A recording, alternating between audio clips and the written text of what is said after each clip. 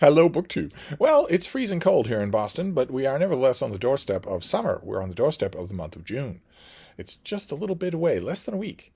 So it's time to start talking about June books. It's time to start making June TBRs. Soon, BookTube will be a swamp in June TBRs.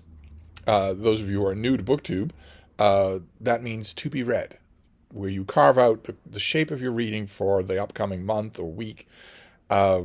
A large part of my TBR for any month is set by the publishing industry. My beat, the thing that I like to read, is new releases in the American book market. So I stick to that for a large part of the month. So that's what we're going to go over. Obviously, the rest of my TBR, the other 20% for June, is a bit unpredictable. There I will go with BookTube events like June on the Range or Book Trek or Summer of Sport. There I will go with booktubers who just happen to mention something that they've just read or are reading and they spark my interest. And I will also go with random finds at used bookstores. But for the bulk of it, it will be what's coming out in June. So let's look at some June books. All of these are on my TBR or I have already read, but some of them might interest you. You might want to reserve some of them at the library or order some of them at the bookstore. So the first one is Dorian Kindersley. It's DK. It's a DK guide. This is a big, colorful guide to Superman. The ultimate guide to the Man of Steel. This has history. It has pictures from all of Superman's various comic book incarnations, his time on the small screen and the big screen, his time in... This is everything. This is meant to be a big, lavishly illustrated history of the character that DC is bringing out. They're flooding the airwaves with Superman content because they have a new Superman movie coming out this summer, and they would really like it to do well. So you're getting stuff like this and lots of other things. And that's fine by me because I'm a huge Superman fan. This book, it's a visual guide, and it's by DK, so it will be brilliantly done. It will be brilliantly designed. And if you know DK, will know that. It will be brilliantly designed. It won't tell me anything that I don't already know, but I have a bunch of these types of books anyway, even though they don't, so it'll be fine by me. Then we have something for the gays. You gotta have something for the gays. This is the first book in a series of paranormal romance novels. I think this was suggested to me by Kindle Unlimited. I don't think I'm going to get this in the mail. I don't know why. I don't actually know how it came to me, but it does come out in June. It's by T.J. Rose, and it's called Bite Marks and Broken Hearts. And it's about a poor, broken-hearted gay boy who leaves Ireland. He wants a fresh start, and he gets attacked by a demon and saved by a vampire, just like what happens whenever you move to the big city. I have no idea what to expect here. I'm assuming it will be least common denominator, basically ChatGPT fiction. I'm assuming that it will be nothing. There will be nothing to it at all. It'll be all slang, all quips. If that's what it is, it won't take me very long to read. So, but it could be good. Some of these things I read, they do have spirit to them. Then this next one is by Lucas Schaefer. It's a debut novel. I'm a big fan of debut novels, just in general. There's no cynicism that attaches to them anymore. Not yet. The author has not fallen into bad habits, pharmaceutical or otherwise. The author instead, it's a brand blank page, and I get to just imagine what they could do. Is this going to be the start of a great career? It almost certainly isn't, especially given the superstructure, the MFA superstructure that produces 99.9% of all the fiction that hits the market today. It's almost certainly not the beginning of a grand career, but nevertheless, one can dream. And I have had this recommended to me by a couple of publicists who've got their hands on early copies. I have not. The early copies are out there. They've got their hands on early copies and were genuinely impressed by it. They're not just selling it. We've been over this on this channel before. The book publicists are great. They are the hardest working people in the book world. And they get a roster of books that they are supposed to promote throughout the season of it being a new release. And a lot of these people are very overworked. It's fair to admit that they don't often read all of those books. And even when they do, there's a difference between getting a new product that you are supposed to sell to the book chat world and loving it There's a difference between those two things. And that's why when I get a recommendation, I've got 2 recommendations of this thing from publicists who not only are selling it, but love it. I take that seriously. And this is called The Slip, a novel set in Austin, Texas. It's a boy novel. It's a young man novel. It's a coming-of-age novel. It's a boxing novel. I've read all of those things worked into works of fiction that I really liked. So it's not a combination that bothers me at all. I will give this a try. I'm looking forward to it. I don't often look forward to fiction, but I'm looking forward to that. Okay, all right. This next one, I have no idea how it came to me. It just ended up in my book feed. I am not going to get a copy of this. I wish that I could. If there were a print copy of this, I would get it. But I don't think, I think this is just AI slop. I don't think there's ever going to be a print copy of this. This is Bartleby the Scrivener, but with this cover. What on earth? What on earth? Somewhere, Robin Song Rees is spinning in his grave. I don't even know what this is as a cover. An iPhone, coffee. He's in a cafe. I have no idea what this is for Bartleby the Scrivener, but I love it. I wish that I could have a print copy of this. I'll have to look into that. I'll have to look into whether or not it's possible to do. I mean, it's not on my TBR. I'm not going to read Bartleby in June. I don't think, unless I do. This next one is by Bear Grylls. It's a God-bothering book, and I have a feeling that it's going to annoy me. If it can annoy me in the title, then it can annoy me in the text, definitely. This is called The Greatest Story Ever Told, an Eyewitness Account. And it's obviously a Jesus book. And that's going to be a problem, unless this is fiction. Is Bear Grylls writing novels now? I don't know anything about this book, except that it came across my plate. It will be coming to me. I will read it. And the title and the subtitle. I know that much about this book, and that much already has problems. We have no eyewitnesses to any of the events in the Gospels. The Gospels themselves say they are not eyewitness accounts.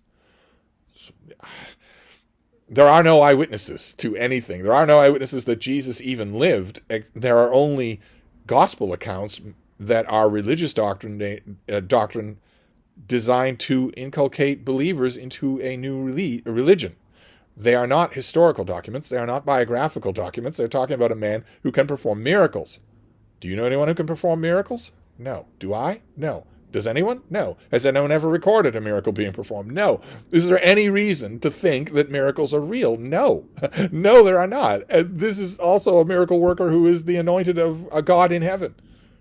One God in heaven. Not all the other gods all around this time period, just that one. Do we know that that God exists? No. Do we know that any of those other gods exist? No. Do we know that gods exist at all? No, we don't know that at all. So there are no eyewitness accounts that this man, if he did exist, even lived, much less any of the greatest story ever told. This will not be just that this guy named Joshua existed. It will be he performed miracles, he raised people from the dead, and then he raised himself from the dead. And there are no eyewitness accounts to any of that. I have a feeling, I don't know anything about this book, but I have a feeling that Bear Grylls, or whoever wrote this for him, is going to say that the Gospels are eyewitness accounts. When not only do they say that they aren't, but they manifestly contradict each other. So anyway, we'll see. I'll give it a try. I read these things because it is not infrequent that a Christian God-bothering book will also have heart, that it will also be real, that I will like it. I have plenty of those on my shelves. I've recommended plenty of those in the lifetime of this channel, so it could happen. Okay, then this next one is by Andrei Soldatov and Irina Borogan. I don't know if this is a translated work. There's no translator on the cover, but I'm very much looking forward to it. This is called Our Dear Friends in Moscow. It's an inside story of a broken generation. And this is a story about the 1990s. This is about that brief moment, if you're old enough, you will remember it, when it looked like Russia was going to enter the Comedy of Nations. When it looked like Russia was going to stop being either an evil superpower or a pariah villain state. But it was instead going to do something else, that it was going to liberalize. More than Khrushchev, more than a finger gesture, but rather actually liberalize into a more or less representative free country. And as you can tell from the subtitle, of course, that promise died and is now thoroughly dead. Now Russia is one of the major villain states in the world. Russia, Israel, above them all the United States.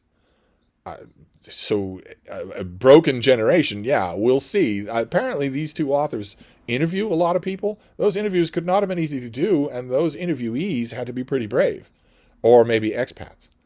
But I lived through this. I watched it happening. I wrote about it, so we'll see. We'll see what the book has to show me. Then more fiction. This is by Jess Walter, who wrote Beautiful Ruins.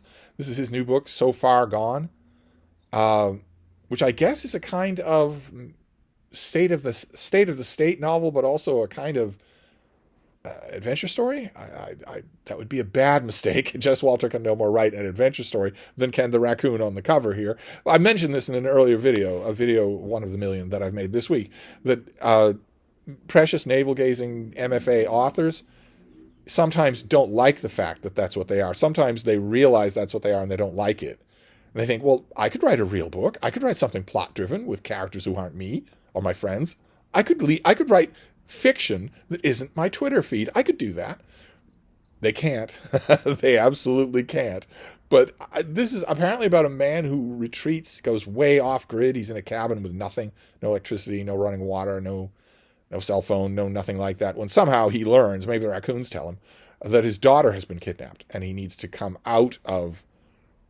back on the grid in order to rescue her. And I think there's another plot thread as well about another relative of his that's been radicalized. Or he needs to save them from radicalization. It's going to be him linking up with a bunch of wacky side characters in order to experience hyper-partisan, hyper-divided, radicalized America, I think, is what the bulk of this book is going to be.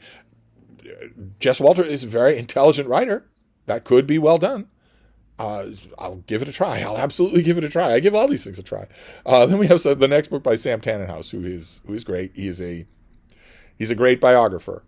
And for his next book, he has written a 1,000-page biography, and its subject was saying from when he was 18 years old.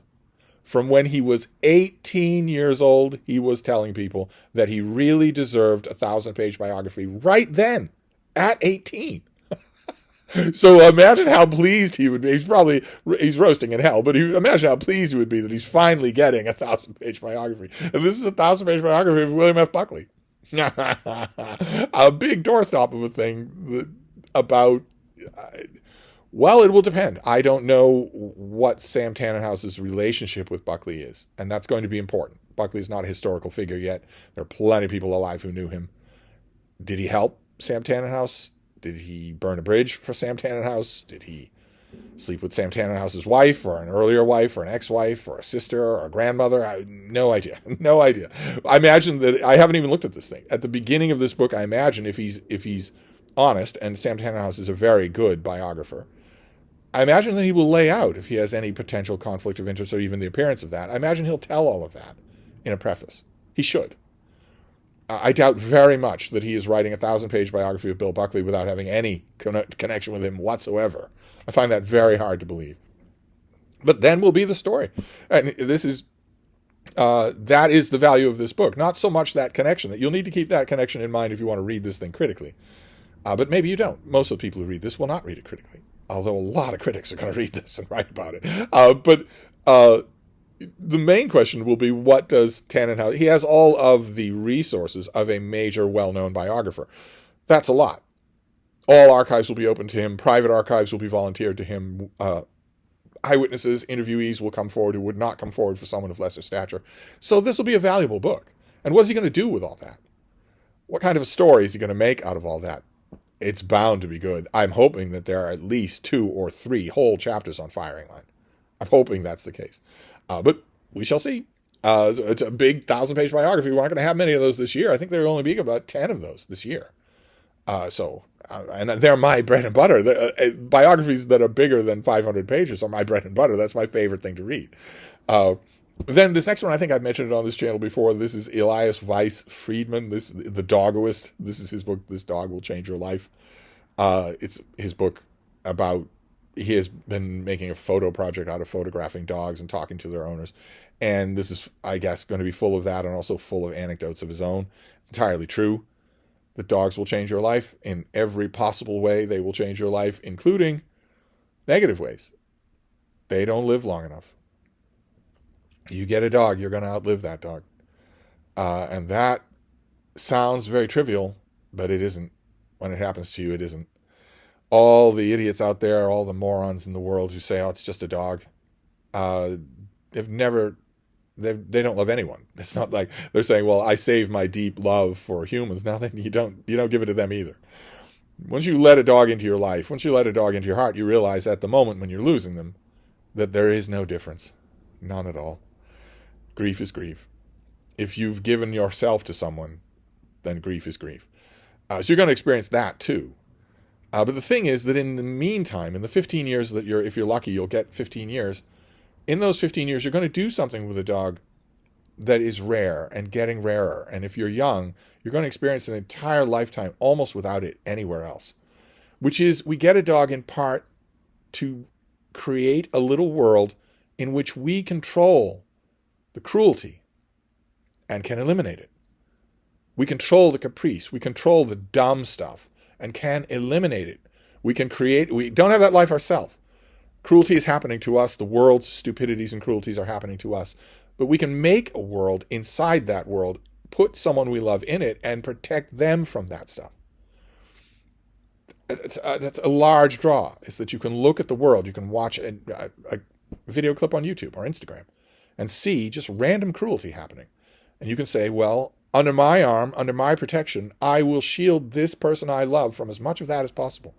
The only tragedy being that sometimes the cruelty comes from inside them and you can't do anything about that. Sometimes they have seizures or develop cancer or whatnot. And you can't do anything about that. But I'm making this very grim when I'm sure this will be a joyful book. A dog book. And there aren't many all-purpose dog books coming out this year. So, all right. Then this next one is from, I guess there's a podcast. I don't listen to podcasts, so I've never heard this, but I guess there's a podcast about survival tips. I would almost like to hear it, although what do you do when you're listening to a podcast? If I'm typing, if I'm writing, then I'm writing. I'm not listening to anything. If I'm reading, well, I'm not listening to anything. I'm reading. So what do you do when you're listening to a podcast? Watch TV? Drive, I imagine. Driving. I don't drive. Don't have a driver's license, so I don't do that. Maybe it's gold for that. But this is called How to Survive Against the Odds. Tales and Tips for Animal Attacks and Natural Disasters. And I guess that's a hit podcast. I will eat this thing up anyway. I'm hoping that it's not really tonally dependent on you knowing the podcast. I'm hoping it's a book on its own, in other words. But I'm all for this type of book. I get and read them all. Those of you who are new to this channel, I'm a crabby old man who sits on his fainting couch all day long. And that's true.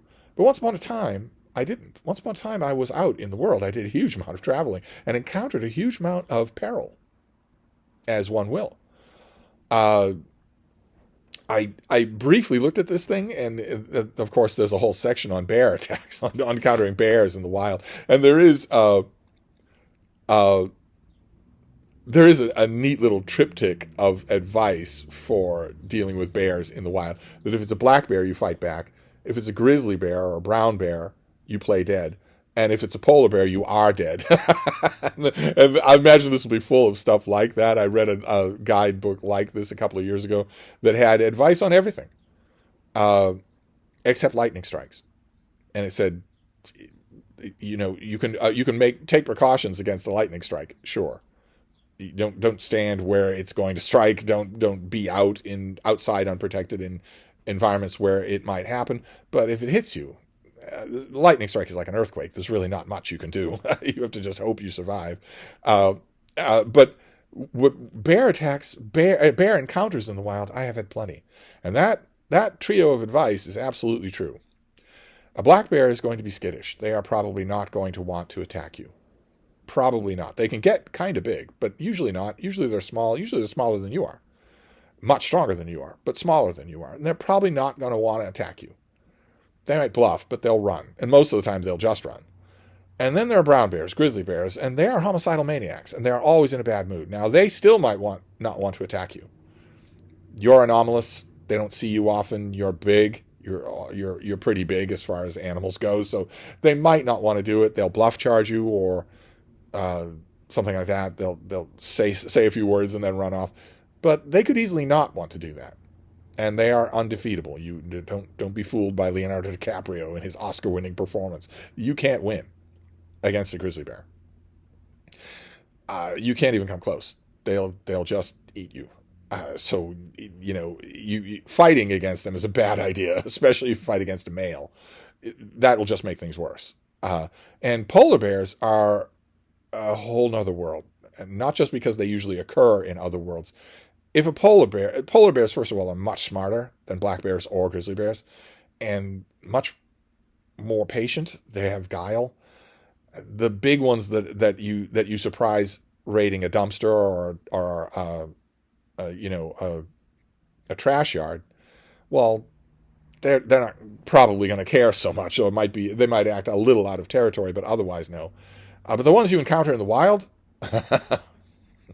But anyway, there's lots of other things too. I'm sure that this has this stuff on poisonous animals, on alligator and crocodile attacks. Don't go near the water, for instance. Don't go near the water. If it's a big puddle, if it's a pond, I don't care if the pond is on a golf link in Florida. Don't go near it. There's an alligator in there, and it's waiting. Alligators and crocodiles are ambush predators. They wait at the edge of the water until something comes close, and they grab on. And once you're grabbed by one of these things, you're not ungrabbed. And also, probably this has something to do with being lost at sea, maybe even shark attacks. I'm going to eat it up. I'm going to eat it up anyway, and partly because it's not my life anymore. I don't have to think about it anymore. And then we have a novel. This is not a debut novel. Of course, this is a well-known name. An author's never really done it for me. It's probably done something for some of you. This is The River is Waiting by Wally Lamb. This is his new book.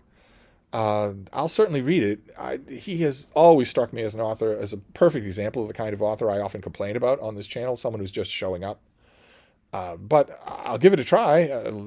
Lots and lots of people are going to read this book. They're going to reserve it from their library or get it at the bookstore based on his past performance, based on the fact that he has pleased them. He got a massive boost to his career by being an Oprah pick and was introduced to thousands of readers that way. So I'm not going to ignore a new book by him. All right, this next one is another biography. This is by Todd Purdom, and this is a biography of Desi Arnaz, subtitled "The Man Who Invented Television." When I first got publicity about this thing, my first reaction was, "It's about damn time." He, of course, is famous for being Lucille Ball's husband, and I'm not denigrating her at all. Not at all. She was brilliant.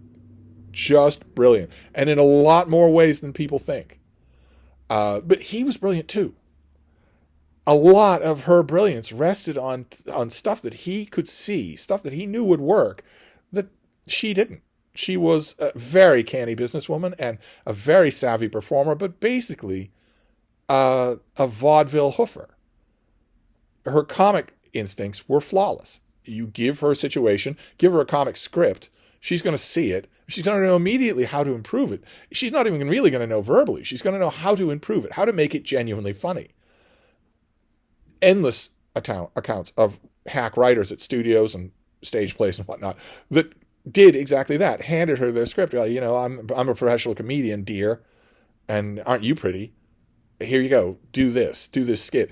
Endless accounts over decades of such writers saying, I didn't see that gag, but it was right there. It was right there in front of me. I just didn't see it. She did. She only glanced at the script, and she made it funnier. But a lot of the stuff that happened behind the scenes that was so technical and so important was Desi Arnaz. In a modern publishing industry that's absolutely obsessed with immigrant stories, I'm happy to see this. I hope this author does the subject justice. It really deserves it. Then we have something by Judah Scheel. This is Shifting Sands, A History of the Sahara. This will not be a history of the Sahara. This will be a history of the various human civilizations that have interacted with it over thousands and thousands of years. And that's okay. The Sahara itself, a lot like Mesozoic swamp, the upper clouds of Jupiter, a lot like those places, the Sahara itself does not really have a history, right? I mean, it's existed for a long, long time, but without any people to observe anything in it, and without any changes that aren't just geological and climatological changes. Not really a history there. It's been around for a long time, but humans make history. So that's what I assume this will be. I'm assuming that the only thing that won't involve humans that will still have the name history will be natural history, where the author writes about what the Sahara is like, all of its different moods, all of its different terrains. I know the Sahara quite well, the aforementioned getting around a lot. So this will be fascinating to read. I'm hoping that it's well written. In this, as in all cases, this will all be about the execution. All of these things will be. And then the last one is another biography. This is by John Turner. This is a lot like the Bear Grylls book in that I'm already partially judging it, even just by the cover and the subtitle, but I will still open my mind when it's time to read it. This is a new biography of Joseph Smith, and the subtitle is The Rise and Fall of an American Prophet. Joseph Smith was not a prophet. He was a con man, an extremely well-documented con man, an extremely well-documented fraud. So will this be a sympathetic biography? I would imagine. We will see. One of the things, when I finally get the finished copy of this, one of the things I'm going to need to do, unfortunately, in our age of lying, one of the things I'm going to need to do is research the author. I'm going to need to find out whether or not the author is going to tell me lies for religious reasons. I'm going to have to do a version of that for a lot of these books. Bear Grylls is telling me a lie. If he's telling me they're eyewitness accounts of Jesus, he's lying. So there I don't need to research. But for instance, Sam Tannenhouse, if he doesn't tell me, I'm going to want to know what his connection to Buckley is, if any. And also not just his, but friends, mentors, teachers, that sort of thing. Did he ever lose a job because of Buckley? Or did he get a job because of Buckley? There are a lot of people that fit that description, both of those. Yeah, I'm going to want to know the same thing here. What is your connection? Or what is John Turner's connection with the church? What is John Turner's connection with the subject of Joseph Smith? But I'm going to want to read it anyway. I'm hoping that it is based on a lot of research. That would be great. So we'll finish our list up. I realize now this was a little bit biography heavy, but it's one of the things I love. It's one of the things I look forward to. But we will keep doing TBRs for June. We will do a few more of those for June. This won't be the only one. We'll look at more June books tomorrow, I think. So I'll wrap this up for now, and I will see you then. Thank you, BookTube.